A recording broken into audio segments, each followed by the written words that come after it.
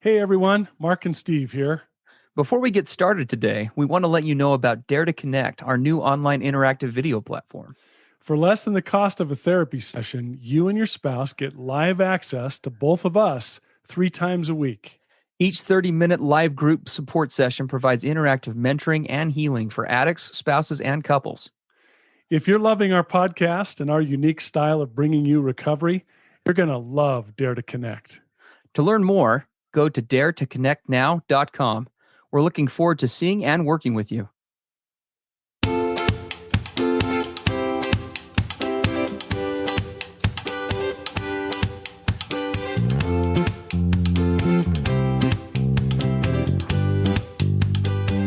Hey everybody, I'm Steve Moore. And I'm Mark Castleman. We know the pain and heartbreak of porn and sex addiction. And we know the triumph of breaking completely free. Every day, we help our clients find hope and healing. Join us in the fight to take back your life, your marriage, and be stronger than ever. This is the PBSE Squared podcast.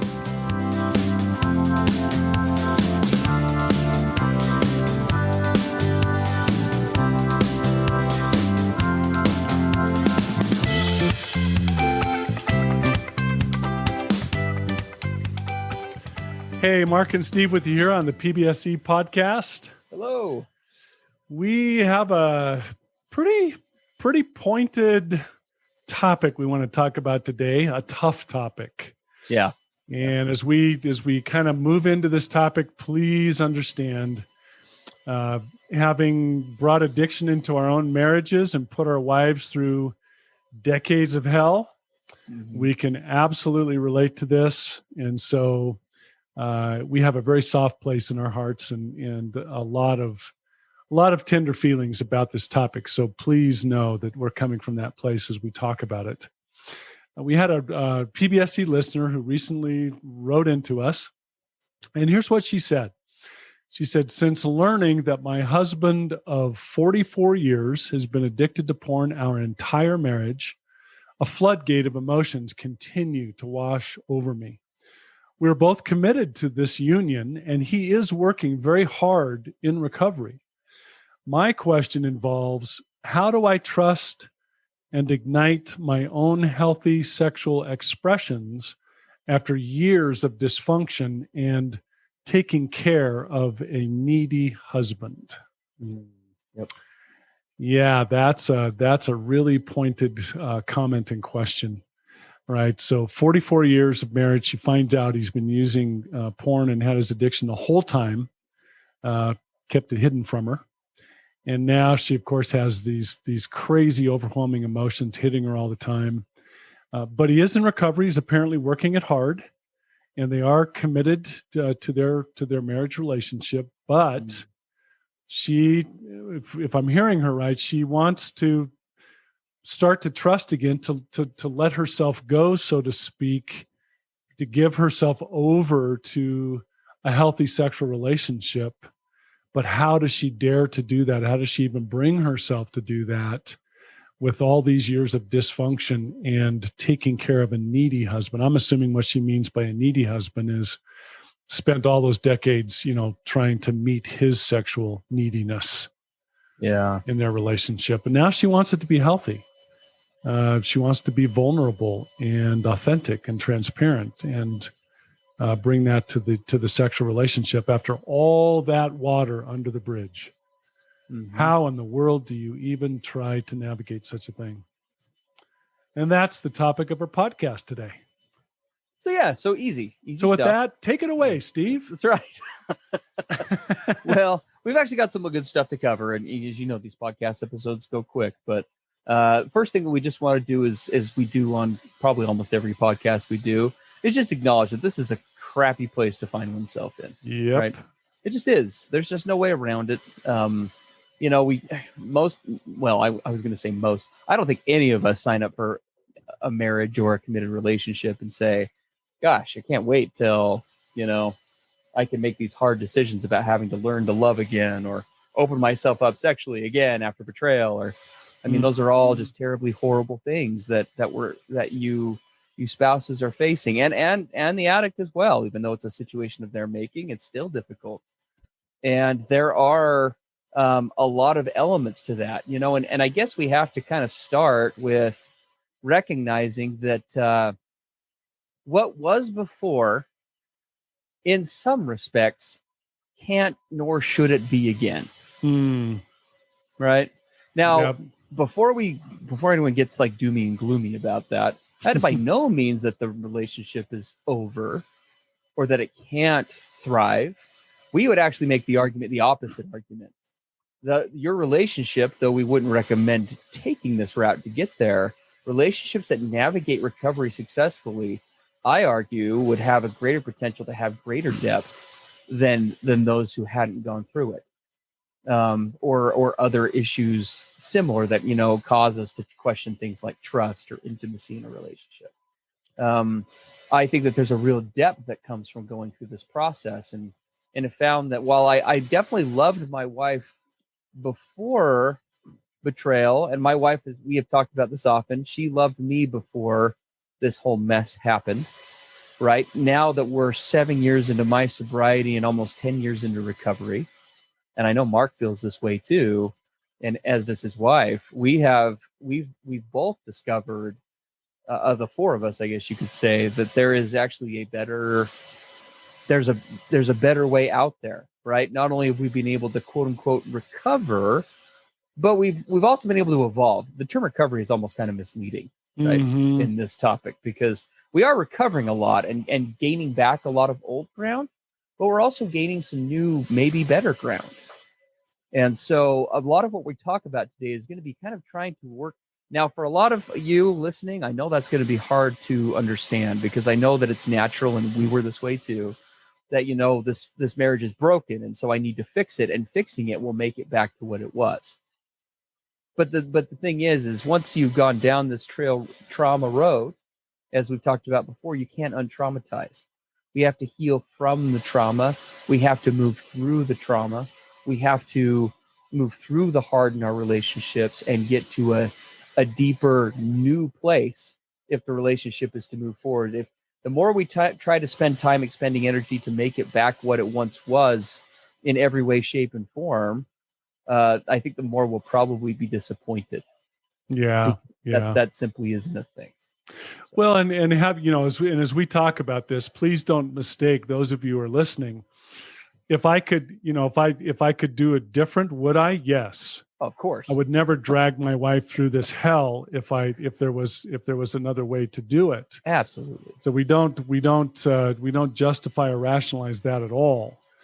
But we do talk about this, Steve, you said this thing of coming through hard things as a couple, and how that welds and binds and brings us together in ways that aren't possible otherwise. And that's many hard things. So, for example, I know couples who have had the tragic situation of losing a child or more than one child, right? Absolutely hellish.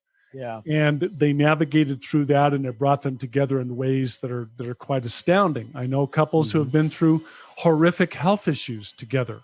I know couples who have been through, horrible, traumatic economic disasters. Right? There's many hard things that we can go through as a couple. Our history just happens to be that it was severe addiction. But as we come through that, there's a number of choices that we have here. So I have a client in the past who said, I just don't know how I can be with my husband. We've been married 30 plus years. Now that it's all come out, I don't know if I can ever fully give myself to him again. She said something really raw. I don't know if I can ever respect him again, knowing all of this now. And so again, it comes back to try to go back and bring things back according to our original expectations and hopes and dreams. Deep, deep disappointment in trying to pull that off. We can't. The only choices we have now, and you and I, Steve, and our dear wives have been through this, we really just have three choices. You and I have a choice whether we're going to engage personally in recovery from addiction and how much we're going to give ourselves to that. Our wives had a choice whether they were going to engage in their own healing. And then the third choice is are we going to come together as a couple and try to work and heal and weld this coupleship? Those are your three choices at this point. With all this stuff that's gone on in the past, we can't go back and fix the original expectation or hope, which is hard. It's really hard. The disappointment of that, the grieving process that you go through that you and I've talked about, you're mourning the loss of something significant. Yes. Make no mistake. Yeah. But now if we're going to make these three choices and again, we don't have to, we can decide, you know what? This is just too much. This coupleship, too much has gone on. There's been too much betrayal. It's too hard.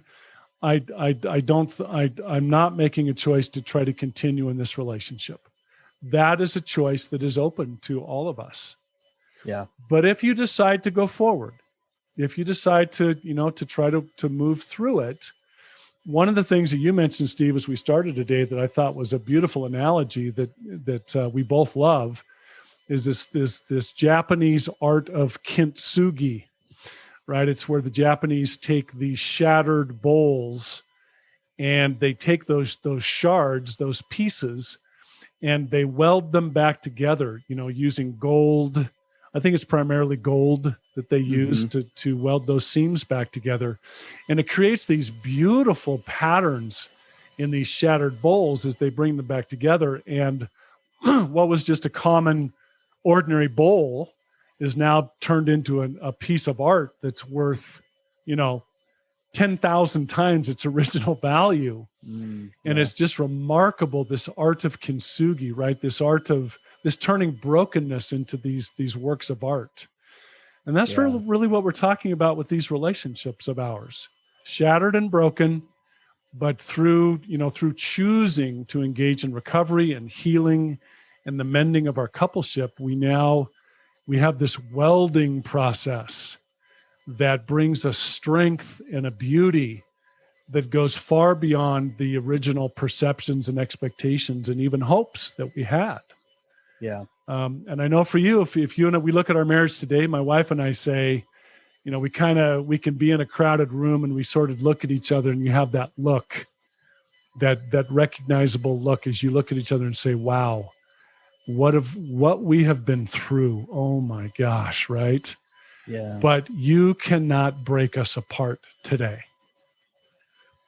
And so that's really what we're talking about. If you decide to continue in the relationship and work your own healing and your own recovery, this is what you can move through and into, is this wonderful welding and strength and beauty that you pick up the pieces from the brokenness. Yeah, no, we talk about this analogy often in our practices, and you and me together. And I really love it. This concept of kintsugi, it's based on, if you look at where it comes from, it really kind of identifies one of the main differences between Eastern and Western culture. Right? It's based on this premise that, in Western culture here in the States, and I know we have listeners all over the globe, but here in the States, in more of a westernized culture, there's a real tendency or trend towards new stuff, right? Yes. New, shiny, whatever. If it breaks, just get another. Yeah. Replace it with something. If something gets cracked or broken or whatever, well, you hop on, I probably can't say their name, right? That's probably bad. On a popular online retailer that will get things to you in 2 days or less, you just get a new one. Right. That's kind of how we tend to approach a lot of things. There's a mentality there. Eastern culture is the opposite, at least in this regard. Right? I don't pretend to be an expert in Eastern culture, but the premise is that in Eastern culture, things actually grow with value with age. Right? The longer something is around, the more that it experiences, the more value that is gained. Right? So a legacy is built off of not just how nice something looks, but what it's been through. Yep. And even though today's kintsugi is not as commonly done as it used to be in the old days, like you said, Mark, they would take the whole concept behind it is not just repairing what was broken, but it actually is creating something new and unique. And by going through those things, it actually gains value over time. Right. And, and I like the analogy because, a relationship, doesn't it really look this way? What makes relationships really significant? Obviously good times, but every time we break something, or we misstep and we fix it, or we cause harm accidentally or on purpose, and we resolve it, as we stumble and fall and then help pick each other back up, right?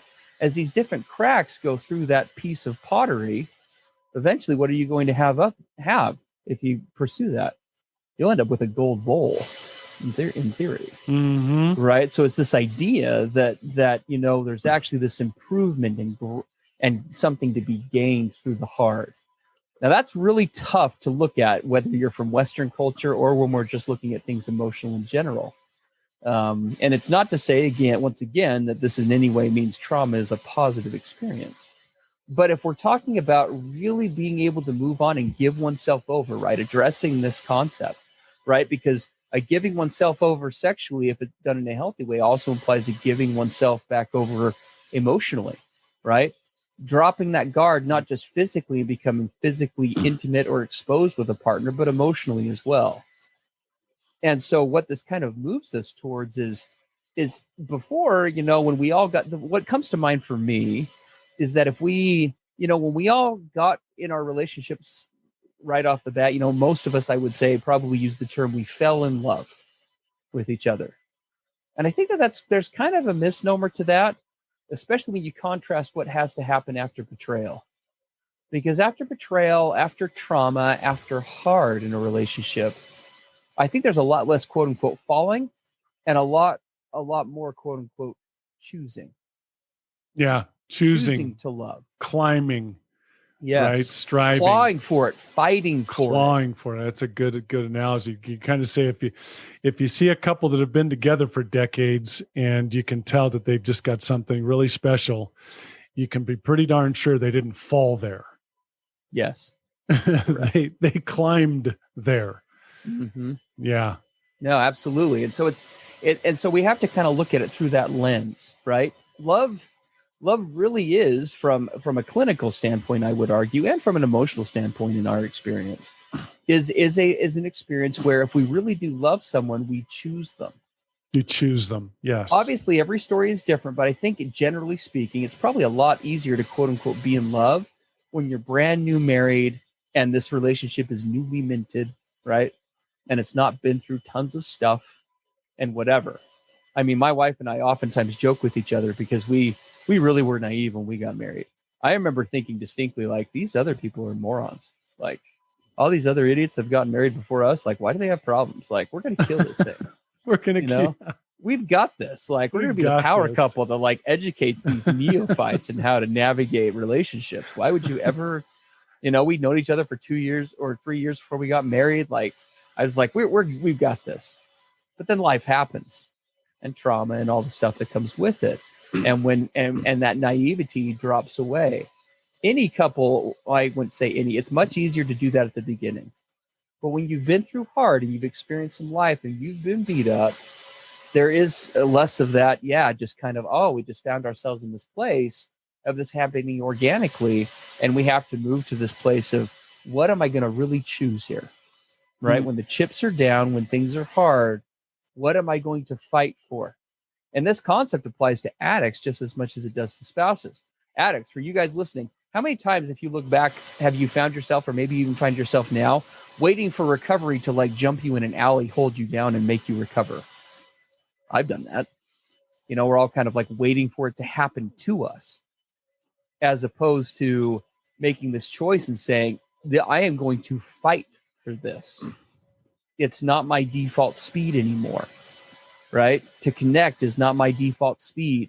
To be vulnerable is not my default speed. To tackle hard things and to really expose myself to potential rejection and hard and hurt as an addict or as a spouse in a relationship where there's been a lot of pain is a choice. But how amazing is that? It's one thing to look at a partner and say, again, we've got this great relationship because it's brand new and it's never been through anything. But Mark, what you were talking about, that depth, that richness, only comes, I think, through hard things. Yeah. So, Yeah. And if we talk about, our original question that the listener asked after the betrayal, and in this case, 44 years of betrayal, how can we ever have healthy sexuality again?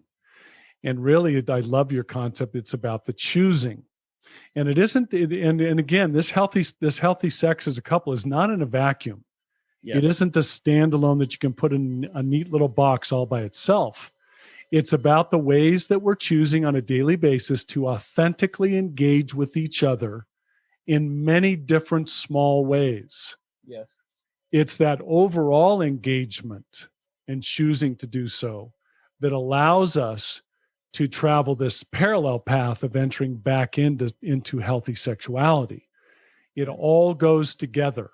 It can't just, we want to have great sex again. Okay, what do we do, Mark and Steve, to have great sex again? Just give us the basics of that by itself. Yeah. No, it doesn't work that way. Yeah. It's choosing to authentically engage in many ways with each other on a daily basis. And it's all part of that same puzzle. Mm-hmm. So let's talk real quick as we kind of finish up with something that our listeners can do. What are some examples of how I can authentically engage with my partner on a daily basis so that I can begin to move into this healthy sexuality place? Yeah. I always start with I always, my thinking usually defaults, I should say, to starting with the uncomfortable. Starting with the uncomfortable. Right? Leading out with the uncomfortable and really choosing to put yourself out there in some small way. So go give some examples of what is the uncomfortable. Well, the uncomfortable is what would be a big one? And we've talked about things like this before, obviously, but in this regard, it would be, what's my biggest fear? My wife and I had a conversation, in fact, just this weekend over a topic we don't have time to get into today, but what it involved was addressing some real fears about some big life choices that are coming up for us. And they're life choices that overall are really positive and really good, and that people get really excited about usually. But they are also, at the same time, they come with a lot of risk, a lot of investment, financially and otherwise, and a lot of other things as well.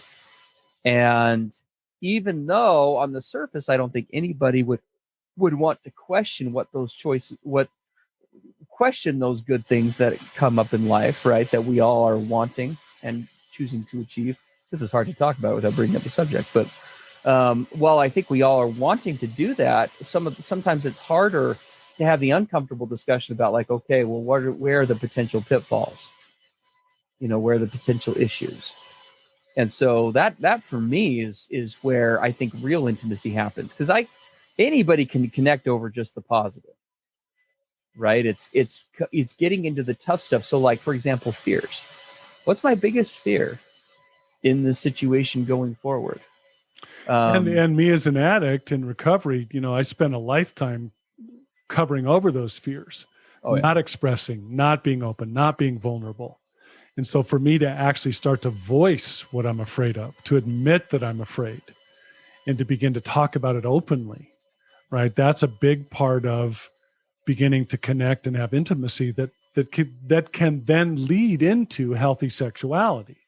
Mm-hmm. Right? Beginning to talk about ways that, I'm embarrassed, ways that I feel awkward, starting to become more transparent and authentic and an open book to my spouse instead of hiding and glazing over and going stoic and, all the little tactics that we've engaged with for so long.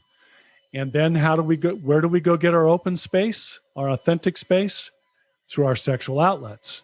Mm-hmm. Right? Through our porn outlets, instead of seeking that space with our spouse, because it's too risky, it's too dangerous. What if they reject me? What if I don't voice it right? Right? I was taught not to air my dirty laundry and not to express these things. Right? This is all part of moving down the path to healthy sexuality, which is a piece of that intimacy puzzle. So I love what you're saying. I can choose to be authentic today in some simple ways. I can choose to be transparent with my partner and with myself, Yes. right? That's how we begin to move into this space of healthy sexuality, yes, but that's just a part of healthy intimacy. Mm-hmm. Yes, no, absolutely. And I think that, this is probably another topic for another day, but just kind of hitting at this from a different angle as well. There, along with this choosing piece, there is that recognition, that acceptance that comes along with recovery, right? When we begin to reopen the different dynamics of these relationships, including the sexual side, if that's been closed off because of hard things. There is that element of letting go of their recovery while, again, reasserting ownership over my own. Mm-hmm. Right. I was having a conversation very similar to what we're talking about today in my office the other day, and it's a common one. It comes up a lot of, like, how do I trust him again? Right? How do I jump back into this again? What if he hurts me again? And there has to be that acceptance that he very well could. Right? The question really becomes, what it really comes down to, is he, doing what he can on his end to be creating safety and healthy space and intimacy, right? Is he engaging in those things in recovery that you need to feel safe and connected and authentic in this relationship? And when you and if he's not, right, then we need to be working and changing that. If he is, at some level, there is that element of making that choice to say, you know what, he could hurt me again, but I'm doing everything that I can to ensure that's not going to happen. And I have to take him at, and I see a lot of evidence of that. So I am going to choose that he's not going to make those choices. But if he does, right, his lack of authenticity or his betrayal or his whatever doesn't have to disrupt the fact that I still am showing up authentically or intimate or real. In other words, if the sexual experience is somehow more hollow for him or not as connected, does that diminish my experience, or does it have to diminish my experience? Can I let him own his inauthenticity while claiming ownership for mine and being empowered and recognizing that, whatever they do with that is their business. But I chose, this is what I offered up in this experience, whether it's sexual or whatever, right? This is how I was showing up. This is how I was engaging. And if they hurt me, that is on them, and I will let them own that, right? It's a bigger topic. There's a lot more to that we can't. If they do hurt me and they do violate boundaries and so forth, then of course there are consequences. Absolutely. I don't just sit and take that over and over and over again, but I do have the choice to show up authentically in this moment and live that moment for what it is, and can be completely at peace with having done so. Yeah. Again, that's a huge concept that probably deserves more time than we're. It does, of course. Of course, it does. But it is just something to kind of keep in your back pocket, right? Because remember, we're moving forward, right? These relationships are evolving. When I first got it, because oftentimes I know a lot of spouses of addicts, one of the things that we fear is, oh my gosh, if he betrays me, it's going to be just like how it was all over again. And what we have to keep remembering is you are not the same person that went through that, right? That went through that before. You aren't that same person who hasn't had experience and who didn't have support and who was blindsided because of a lack of knowledge or background or any of the other things that you've picked up along the way, right? You are different. You don't have to internalize or experience those hard things the same way as you did before. Yep. And that it can be different.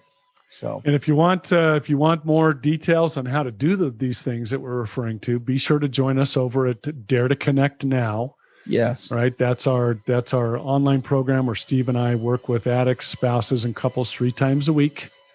And so if you want to know more about that, interactive. Ask us questions. We've got answers. We'll hit on individual topics, all sorts of stuff. So go over to daretoconnectnow.com and find out more about that and become a subscriber and join with us 3 times a week where we get into the depths of all these things. Anyway, thanks everybody. Yes. We appreciate your comments and your inquiries through the PBSE podcast.com website. And we'll see you next time. Love it. Have a great week, everybody. Everything expressed on the PBSE podcast are the opinions of the hosts and the participants and is for informational and educational purposes only. This podcast should not be considered mental health therapy or as a substitute thereof. It is strongly recommended that you seek out the clinical guidance of an individual qualified mental health professional. If you're experiencing thoughts of suicide, self-harm, or a desire to harm others, please dial 911 or go to your nearest emergency room.